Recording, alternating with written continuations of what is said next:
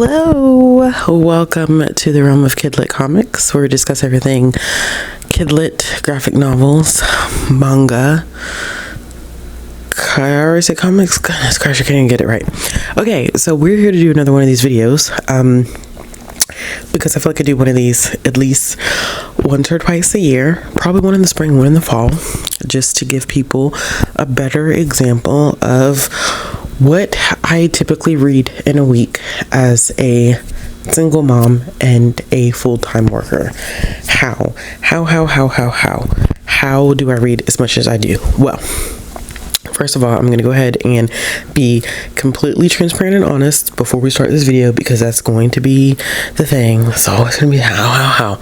Here are a couple of things already from the jump, because there's always these videos, these TikToks, these reels that come out at some point talking about how there's no possible way that you can read that much. And if you do, how are you retaining that much? And blah, blah, blah, blah, blah, blah, blah, blah, blah. That's not realistic. You have no friends. You have no family. Okay, stop.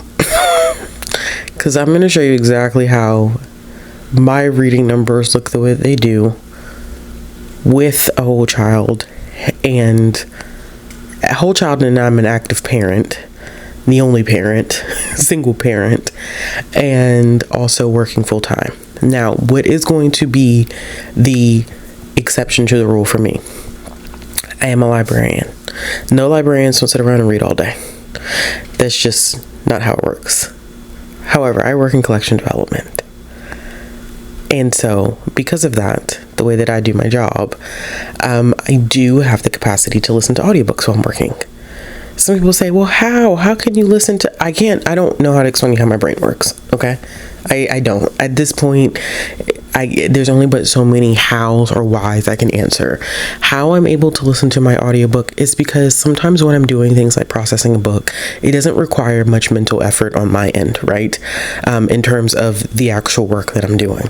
And so I can focus on the audiobook and do those things at the same time. Now, there are some tasks that I do at work that I literally cannot listen to an audiobook because it requires my full and undivided attention. Okay. So there are exceptions to everything. And I am actually going to bring you on a week where I'm exceptionally busy, because you're still going to ask, how is that humanly possible? I'm going to show you how. Okay. So there's that. I do listen to audiobooks. I know audiobooks are not for everybody. We are not a channel that believes in the statement that audiobooks is not real reading. We're just not going to have that debate here. I'm not going to do it. Okay. We're not going to do it. I do listen to audiobooks when I'm at work. No, I do not intentionally fly through my audiobooks. As a matter of fact, I have found that I have had to reduce the speed at which I listen to audiobooks because of my change in retention of information. So for me, on average, the highest I will go is 1.75. And typically that is with contemporary books. And that's only after I've gotten used to the story, the characters, the world, etc. Right? All audiobooks start at 1.5. Some of them, they only ever end on 1.5. They never go up because I just can't. I can't. I have a tendency to listen to nonfiction and fantasy much slower, at like 1.25 sometimes, only because those are different situations for me, for my brain, and how I process stuff. I do read physically and digitally as well, so you probably will see a mix of that. And I read a variety of age categories, right? So this is a kidlit channel. I read everything from board books all the way up to young adult. I do read adult as well. I just do not cover any of the adult materials I read on this channel unless they fall into the category of manga, graphic novels, or comics. Then if they are best for an adult audience, I will say so at that time. I know that's a lot of like pointers to give before starting a video, but I just have to, because it gives you a better scope of how my life functions, right? I could film this on a week when I have nothing going on and making it look easier than what it really is. I also like to say that it provides answers to questions that I typically get. The hows and the whys. I love reading. It is a hobby. It is a passion point. It also is part of my job. So I do a good bit of reading that is work related. It informs my work. It helps me stay up to date with trends, what's happening in publishing, because it informs every aspect of the position that I have, right? So just giving y'all a heads up in that way. I do have a social life. I don't know why people seem to think if you read a lot, you don't have a social life. I do have a social life. I have to be present because I have a whole child. So here's the thing. I am not an avid reader, an avid watcher of TV or movies. So what you're going to see is that when I come home in the evening times, after, we do dinner, homework time, reading time, bath time, all that jazz, I still have a couple of hours in which I can stay up, and I use that time to read. Is that always true every single night, 365 days a year? Absolutely not, because there's times when I'm not feeling well, or times when I'm just super exhausted, or times when I'm just super stressed out and I just don't get enough done. I will say that the level of difficulty of the books that I'm reading also plays a role. It doesn't play a role in their quality. I feel like people make a misstep when they talk about children's books versus like literary fiction, right? We're not talking about quality, because there are some children's books that will blow literary fiction out the water, will blow classics out of the water. Like, I don't like when people talk about the difference in difficulty in a way that demeans the beauty that is kidlit, right? When I talk about difference in difficulty, what I am saying is that conceptually, what I will find in a middle grade and teen novel is not going to be as difficult for me to process as if I was reading an adult epic fantasy, okay? Like, the speed at which you read those two things is going to be drastically different. The speed at which I can read middle grade versus how I can read young adult, drastically different, because they're just two different reading levels. The complexity of themes is going to be a little bit different, and not that you can't have difficult themes in middle grade, but the way that it is addressed is meant for a particular audience. Doesn't make it any less worthy, or any less any less brilliant than the next book. But those are caveats to kind of take into consideration. I read a lot of graphic novels, manga, stuff like that. That is easier to make it through as well. I do think there's a certain skill that comes with being able to read comics and graphic novels, because your brain is processing text and images at the same time. And while a lot of people like to play like, oh, if you're counting comics and graphic novels, first of all, everybody literally cannot read those. Okay. I specifically know people who can't read them because their brain can't process those two things at the same time. That is a skill set that is developed the more that you read comics, graphic novels, and manga. It is a skill set. So don't play yourself by coming on my video and saying something like that. This is turning into like a here's what we're not going to do if I actually sit down and I decide to go through and make this video.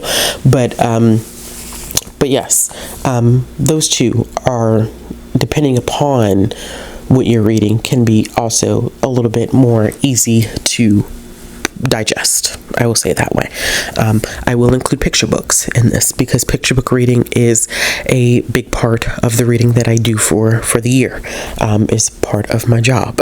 So what I do, I make story time recommendations. I make book lists for the public and for internal staff. So there's a lot of, I have to read. In order for me to do what I do for a living, I have to read as much as I can. Okay. So you're going to see what that looks like. 9 times out of 10, I am not going to film while I'm on the clock. If I do, it will be during my break time, and it will be B-roll footage. I do not do that. My place of employment, never have, never will. I probably will do a check-in in the morning. We'll do some B-roll during lunch, and do a final check-in in the evening, just so you can get a idea of what is happening. Some days are going to be easier than others, like tomorrow, for example. Go ahead and let you know. I'm going to be audiobooking up until a certain point, and then I have a meeting for like the whole afternoon. It's like a 3-hour meeting. Not like it is like a 3-hour meeting in the afternoon. So with that being said, already you see how that chunk of time it gets kind of scrambled up. I say all this to say, I make a strong effort to read every single day, whether that's physically, digitally, or through audio or mixed media. It is my goal to pick up a book every single day. So you will see that, and you will get a better feel for how or why I read as much as I read. I think I'm going to do a smaller version of this on Instagram too, just showing the books that I finish every single day. So that will go up next week, and this will go up next week. So I am going to read a little bit tonight. I have, just to give you an idea of what I am currently reading, it is 9 o'clock on Sunday. Today is Mother's Day. I didn't do grocery shopping or any of that. I literally did nothing this weekend because it is also a very stressful time of year for me. Just in general, Mother's Day is a difficult day for me for a lot of different reasons, and so I just needed to kind of detox and do nothing and just let my brain just exist. But while I was doing my kids' hair today, I continued with What the Woods Took. This is by Courtney Gold. It is a young adult horror / survival story. It's these group of kids who get kidnapped and taken to this wilderness camp, and the wilderness camp is supposed to help them develop better versions of themselves. And unfortunately, things just go a little left. The counselors go missing at one point, and then there's something sinister in the woods. And so I'm already past the point where we see like what is in the woods, and it's creepy. It's creepy. But this one does a good job of introducing like these horror elements, but also at the same time the horror that comes with some of the trauma that each one of these characters has faced. So it's kind of like this dual storytelling going on, which I genuinely do appreciate. So I am 67% into that at 4 hours and 5 minutes left. This one I did eventually bring up to 1.75. So I am listening to that 1.75. I may listen to a little bit tonight, but more than likely this will be the first book that I end up finishing tomorrow, because by the time I get up at 6:15 in the morning. My kid has to be to school pretty early, and then I'm at work pretty early, and so those first couple of hours of work will be specifically dedicated to me listening to the rest of this book. I have some things that I need to pick up physically, but here's the thing. I'm a mood reader, and I mood read bad. Like, my mood reading is bad. I don't know if this is going to happen, because I have a graphic novel that I need to finish that's upstairs called Sea Legs. So I may take a bath and dig into that, or I may take a bath and pick up the second book in the Warrior series, Fire and Ice. I'm sorry, I've been craving one of these books, and I need to finish this first story arc, and then also finish up the first story arc of Bravelands. So I'm kind of feeding for this. We'll see what happens. I say that now, and then I get upstairs, and then I'm going to physically want something that's different. So that's it for right now. And I will check in tomorrow morning on my way into the office. Good morning, friends. I made a mistake. Okay, so I originally said that I was going to finish What the Woods Took this morning at work. I already finished it. Last night I just was doing some things in my room, and I ended up listening to it, and listened to a little bit before I went to sleep, and then I had about like 45 minutes left of it when I got in the car this morning after I dropped my kid off. So I finished it. That was not the plan. The plan was to finish it this morning at work. So now I have to find another audiobook. I don't know what I'm gonna do just yet. I haven't decided. I'm going back and forth about a couple of things right now. I have an adult fantasy that I need to get to because my hold expires in like 3 days, so I may go ahead and do that.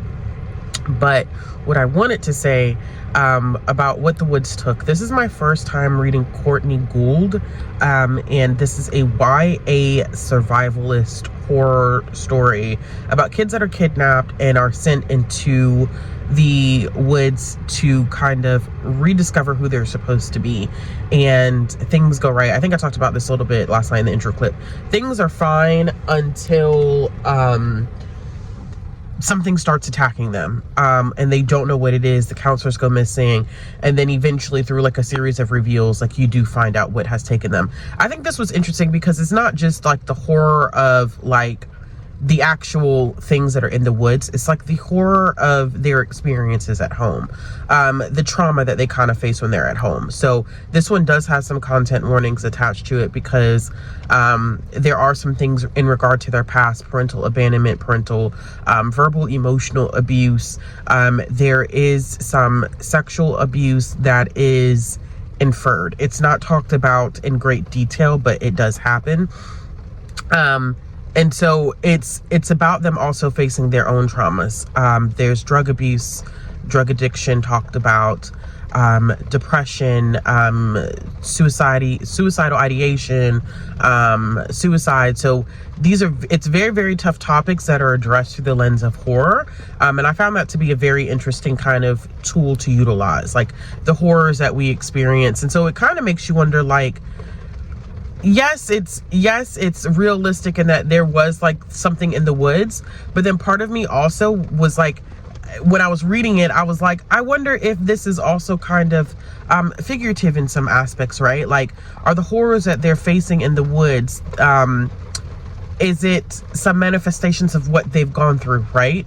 And when you find out what the things are in the woods and their purpose and the intention and what they do to the people who are in there, the two they work very, very well together. And I think that was kind of an ingenious move on her part. And I really wasn't expecting that. There were some pacing issues in this, and I think that the ending was kind of a little lackluster. So I'm kind of waffling between a 3.5 and a 4, but I did enjoy it.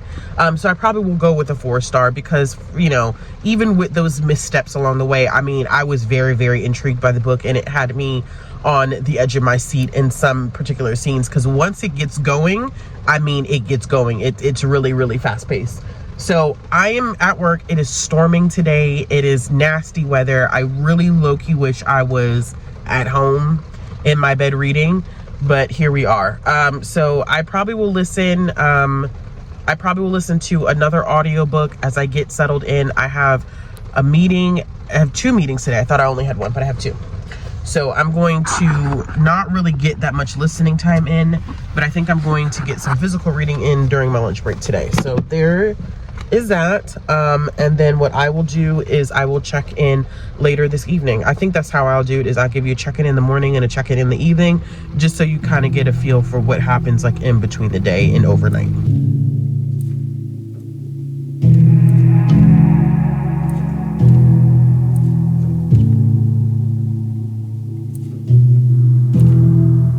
That you wanted to crash our car for the overpass, the one over on Briley Avenue. Can't believe the words I said. How are we gonna pay for it? Instead of how could I replace you? Dropped you off at the hospital, pushed you away when I should have pulled you in and let you know that I'll never let you go. So when everything is melting down, all the sirens and the lights and sound, when you're feeling like there's no way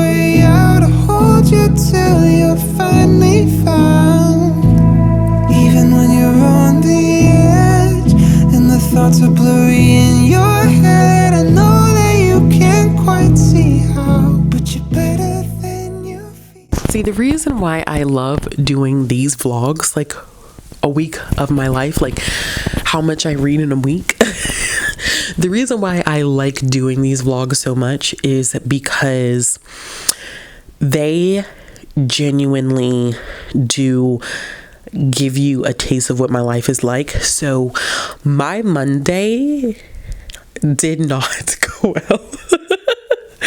I like filmed that clip in the car and I was like, yeah, things are gonna be great. And I had a horrible day on Monday, which kind of led to me not doing any reading Monday afternoon, Monday night. Like, it was not great. And then yesterday I kind of was still processing some things, and so I still didn't read as much as I wanted to read. However, I am making great progress on my audiobook. So I finished more things, but we're going to get to that. So I am currently 84% into my adult fantasy romance audiobook. Just a heads up on what the book is. I'm not going to be talking about it in here, but it's House of Blight. So I probably will end up finishing that at some point today. Not at some point. I am going to finish, but I'm going to finish it today because I have to return it to the library because it's due back tomorrow evening. I have it checked out on Libby right now. But yesterday, I also ended up starting and finishing How to Draw a Secret by Cindy Chang. This was not what I anticipated. It did not take me long to read this. I actually started it sitting on the couch as my kid finished up some homework and we prepped to go to gymnastics, and then while she was in gymnastics practice, I ended up finishing this book. And it follows a main character whose name, of course, it is slipping my mind. Name is Cindy. I don't know if this was drawn from Cindy's experience, and I don't think she like explicitly states it. Yes, it is her memories. Okay, so this is kind of in a way autobiographical. It follows Cindy and her two siblings and her mom. They live in California. Her dad, in the beginning, you find her dad is missing. Like, he's just not in the picture. He up and left. She doesn't understand whether her parents are divorced, whether they're separated, like what happened, if they're still married. Like, she doesn't know because her father kind of keeps in contact, but not really. And her mom said that he moved back to Taiwan for a job opportunity. And so they kind of function without him being present in the household. But then her mom is like, you have to keep it a secret. You can't tell your friends like that your dad is not here. You can't tell your teachers that your dad is not here. And that connected, I'm not Asian, but when I tell you the Black community has in the past, for those of us who are millennials, you'll know from boomers and Gen X, a lot of sweeping under the rug. We don't talk about that. Like, that is like, it's so, and I don't know if that's a generational thing or a cultural thing, but it was customary. And I know, like, in my family, and I know a lot of people in the Black community talk about it, that is a thing. And so you see how damaging that stuff is to kids. We get to see that play out. So her grandmother passes away, and they have to go back to Taiwan, and she's very anxious about going back to Taiwan because she has to encounter her father. And when they get to Taiwan, you kind of see everything unfold. And it's also kind of like part journal, which I do like. So you kind of get to read part of her journal. She loves to draw. She's an artist, and she gets this assignment in class where she's going to enter a competition, and it's like, what does family mean to you? And because of what is happening in her family currently, she's like, I don't know. Like, I have no idea what family means to me. The reveal, though, I was like, oh, shoot. I was like, that is intense. But I enjoyed it. This was a 4-star read for me. I also ended up starting a Webtoon Unscroll graphic novel, Morgana in Oz Volume 1. Wanted to finish this one up. First of all, I've had it checked out from the library for a very, very long time. But also, I wanted to finish it up because Volume 2 just came out in March, and I want to be able to pick that up soon. I don't have much that I can tell you about it right now because I only got a couple pages in. Once I finished How to Draw a Secret, I read a couple pages and practice was over and we came home, and then I was exhausted. So I didn't really read much after that, but I do plan to read more today. Today is Wednesday. So we still have a few more days to see how things are going to turn out. I acquired 2 more books today that I didn't pay for because it was a job related thing. It was pretty cool. So I ended up getting 2 books at the bookstore. I got Kingdom of the Wicked by Carrie Maniscalco, and then I also ended up getting Caraval by Stephanie Garber. So we'll see how that turns out. Once I finish this audiobook, I already have another audiobook lined up, and that is going to be Where Shadows Meet by Patricia Caldwell. Nervous about this one because this one has not been getting a lot of great reviews, but we'll see how everything goes. I don't have much else. Once again, welcome to my life where things unexpectedly happen. And so, this is just how it goes. It ebbs and it flows. And I just take the days as they come. So we're going to do that. I'm going to finish up this first audiobook, and then I'm going to do the Where Shadows Meet audiobook. And when I have another update, I will check in with y'all. Bye.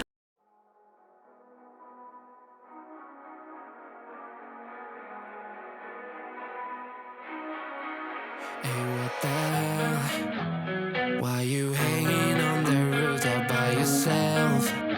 I have an open invitation, but you're telling me go get lost. I don't wanna see your face.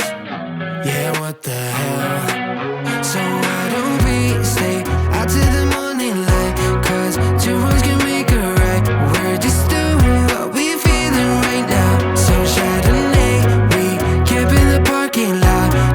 Traces of plastic cups. We're just doing what we're feeling right now. So what the hell? Why you hanging on the roof all by yourself? Always waiting for the one, but I got news for you. I'm the best that you can get. So what the hell? Yeah, what the hell? So what the hell?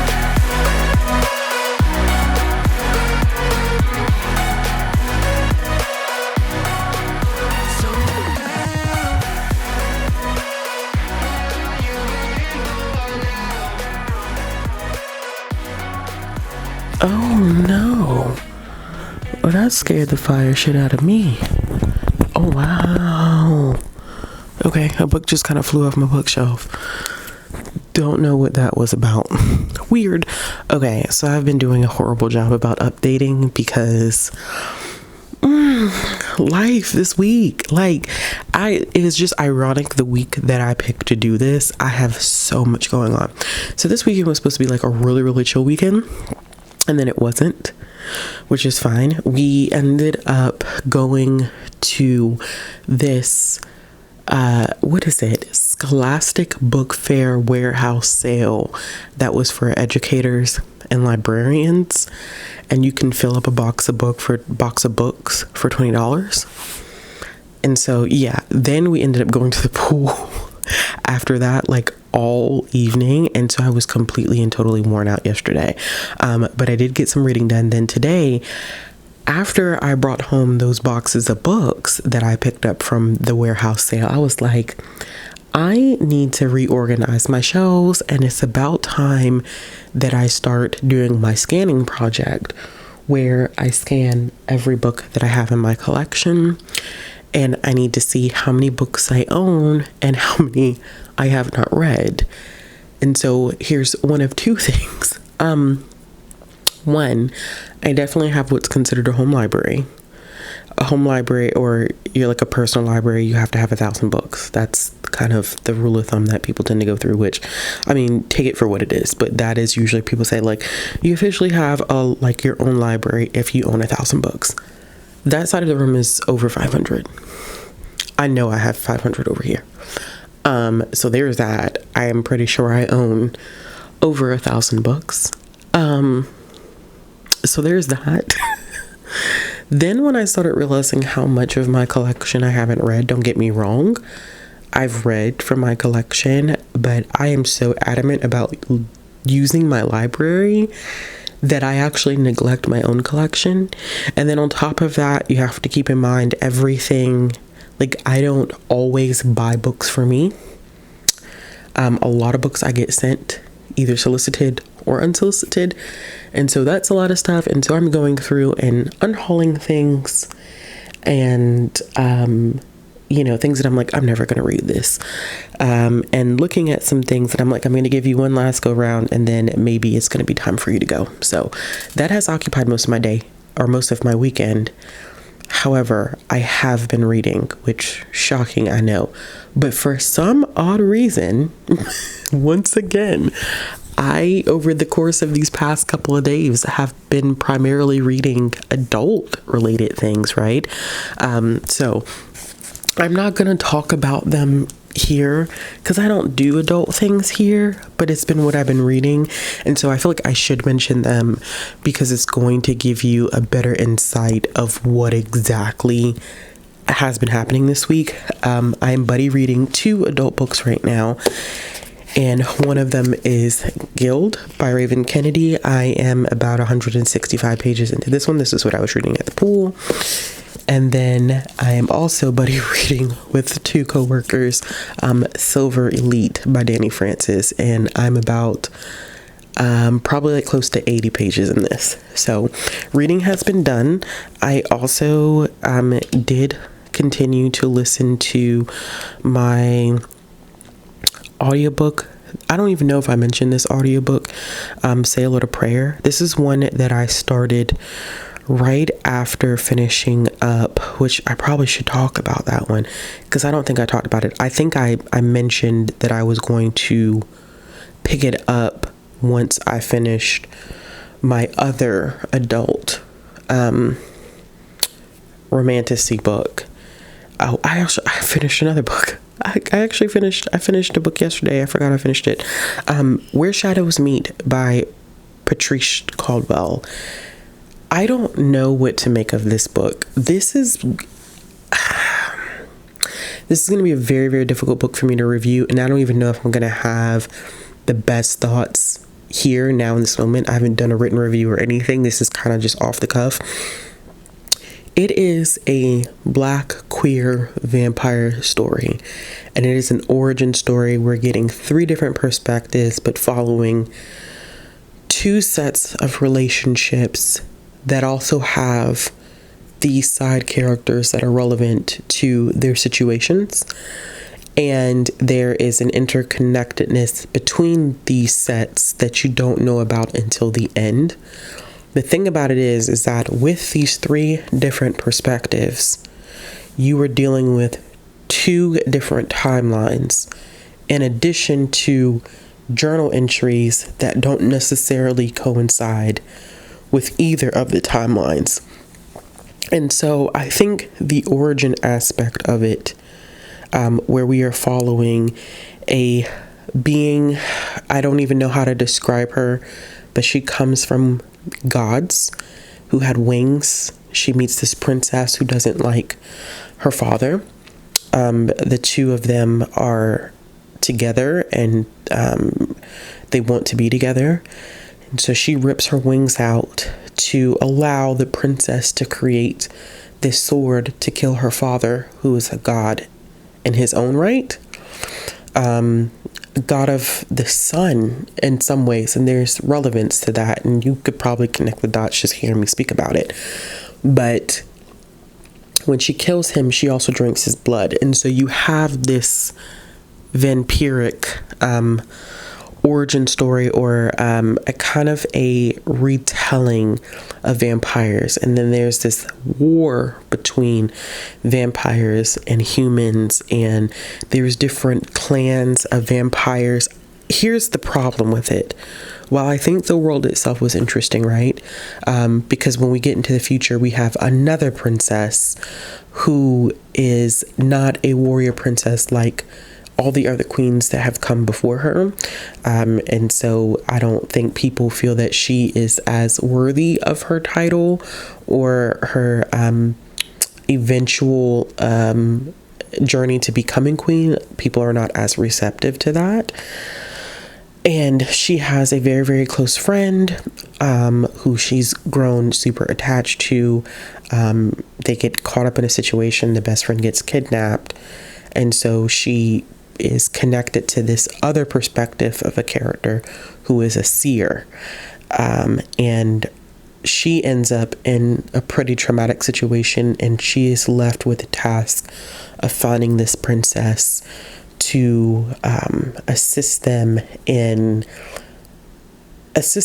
reaching this person. And the story itself starts to unfold. Like, there's layers to it, and there's queer romance element. This book had too much going on. I have never in my life listened to an audiobook the way I listened to this one, where I constantly was rewinding it.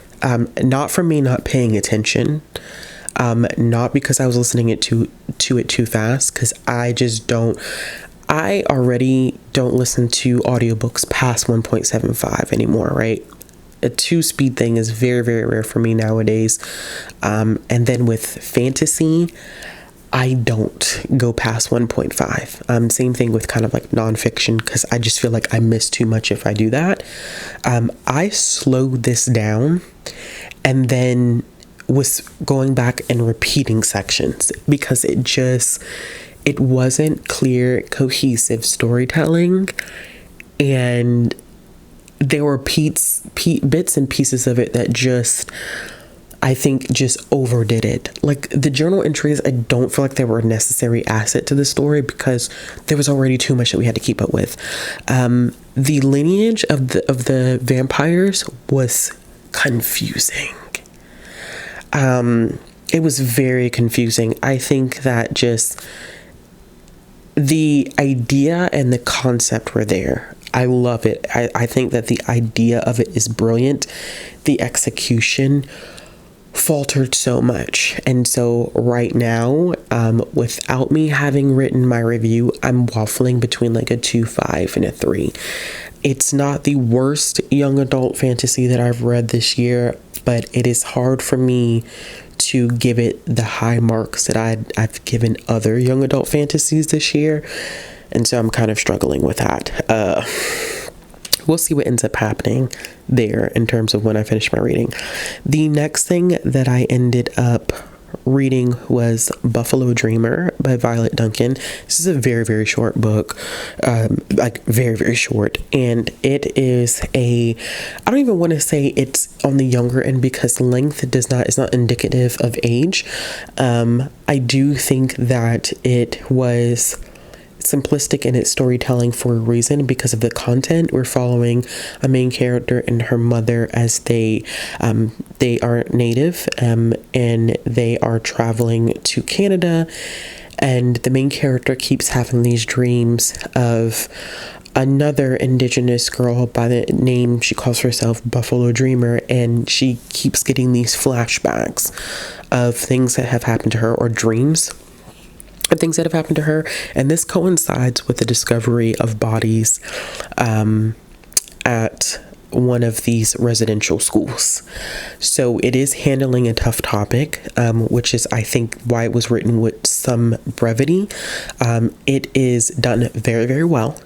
And I think that it works perfect for a middle grade audience in educating them about the impact, the very much so long-lasting effects of residential schools, and that's discussed very intricately in this, but also not in a way that I think would be not, I don't want to say age appropriate, because that can mean a lot of different things, and that is language that is used, that has been used in ways that is not, that I don't like, but it's written in a way that's accessible for this age group.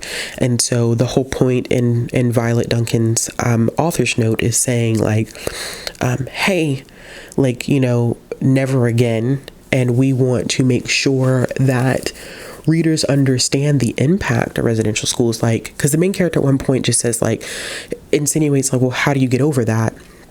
And one of the other characters is like, you don't. You learn how to move on with your life, but there's not 100% healing that goes on there, right? You don't get over that, and then it has consequences of people dealing with depression, alcoholism. So I think, like, from a historical lens, I thought it was very, very well done. And I like Violet Duncan's writing. This is the first time that they've done a full-length novel, to my knowledge, from what I was able to kind of research and see in terms of what was out there from publishing houses. But I liked it. I did. I enjoyed that one. I thought it was very, very well done. So kudos to Violet on that one. I'm going to end up giving that one 4 stars. So plans for the rest of the evening, because this will kind of be, I will do another clip where I'll wrap everything up, but I only have 2 hours of Say a Little Prayer by Jenna Voris left. This one is feeling like a standard contemporary, but in the same regard, it's really addressing religious trauma and in a way that I did not expect, all the while like having like this budding romance happen and seeing the difficulties of the expectations that come with being in a religious community, and it's done in a very tactful way. There are some content warnings for that, which I'm happy that Jenna does in the very beginning say that, you know, there are now religious communities that are very open, especially to the queer community, but that hasn't always been the case, and I don't think that was Jenna's experience either. And so we have some content warnings associated with like homophobia and things of that nature. But I do think that this is very interesting because our main character is going in with one lens and very much so valid in how they feel, but also having to see it from the other lens of kids her age that also are dealing with the weight of pressure that comes from being in these religious communities and how it's impacting them even when they pretend as though it's not, because she's very vocal about like, I don't want to be a part of this community. I think that the pastor has too many expectations. I don't think it's realistic. I think it's harmful. And her realizing that there are other people who feel the same way, who want to rebel in the same way that she is, but they don't have that luxury. They, you know, whether that is, you know, their father is a pastor, or their family is so deep rooted into this religious community at this point that it's like, well, you can because your parents are supportive, right? We can't. We don't have that same luxury, and it is just as agonizing for us as it can be for you. And so I'm loving that kind of full circle moment that our character is seeing, and it's not something that I think I've expected. This is it is the third book that I've read in recent years that it's addressed, teen book, that's addressed religious trauma. No, the fourth one, because there's a horror one that I read that addressed religious trauma that I thought was really interesting, and I may do like a recommendation list based on that. But this one is, I love that it's Say a Little Pray for You forever and ever.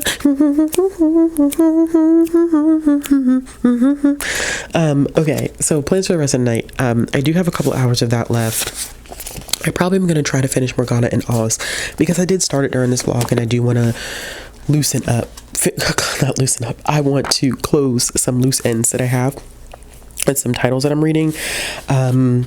I will be reading more of this because I have to get to chapter 24 by tomorrow.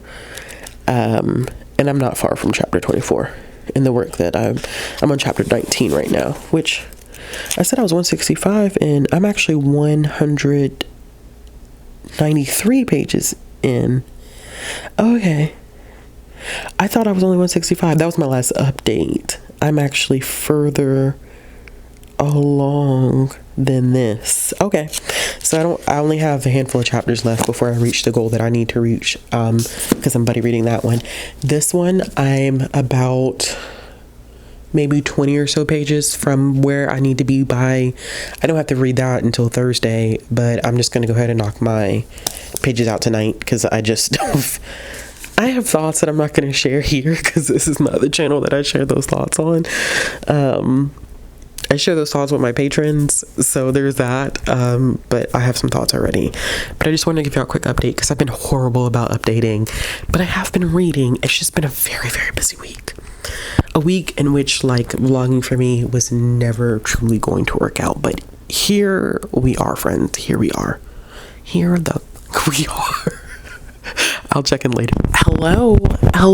I just wanted to hop in here really, really quickly because not much has changed from the last time that I updated. I did end up finishing Say a Little Prayer. I believe the last time I checked in, I only had maybe 2 or 3 hours of it left, but I did end up finishing that and starting a new audiobook, which I'm not going to really get into because that completely different type of situation there.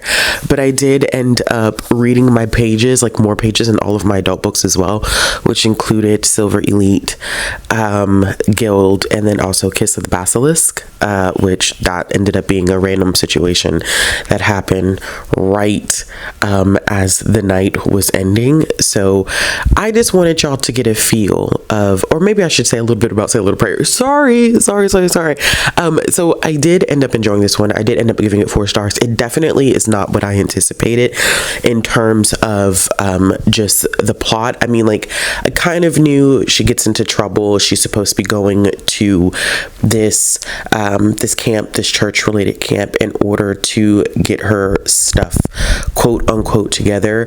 That way she doesn't have to face suspension. But it ends up taking a closer look about the impact of the rigidness that can sometimes come with being a part of religious community, especially those that are children of leaders of religious communities that don't take the pressure to be perfect into consideration, and how much that impacts them and how vindictive some people can be. And I'm using the word some because I think that it is important to note that not all religious communities are like this.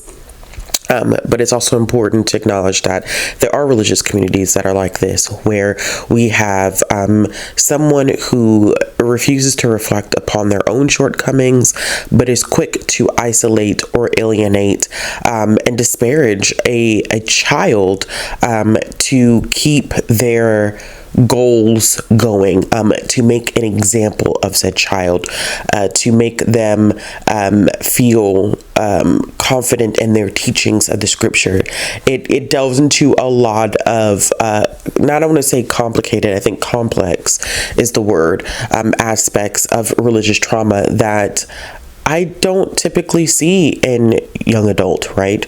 The 2 books that I think I would, comp for this that I have enjoyed is Red, which was last name of the author is Cardi. I think it's Ann Cardi, which I gave 5 stars to this year. And then Confessions of an Alleged Good Girl. That by Joya Goffney is also a good exploration of religious trauma, impact of the not so wonderful aspects of being part of a religious community. So I definitely am glad to have read this one, and now I can add it to my repertoire of young adult books that do explore religious trauma. But I just wanted to give y'all an insight to my week, and that's literally what a week can look like, right? We had these expectations. I'm going to update every morning and every night, and then work got busy, life got busy, and while I was still reading and doing certain things, life is life. And so I often do get the question of, like, how do you read so much a year when, you have a child, you have a full-time job? Like, this is not a full-time job for me. This is literally a hobby. And then that's why I like doing videos like this, because it gives you a closer look into what my reading schedule looks like and how much reading I am doing. And like I said before, there are different factors that go into my life that may not be applicable to yours, and so it's different for everybody. But if you've ever had that question, this is just a good example. But as always, y'all, if you like this video, give it good thumbs up. If you want to see more content from me, hit the subscribe button, hit the bell for notifications. If you're looking to support this channel via like Patreon, wishlist stuff, that'll be down in the description box as well. And if you're looking to follow me on social media, all those links will be down in the description box. And I will be back with another video soon. Bye.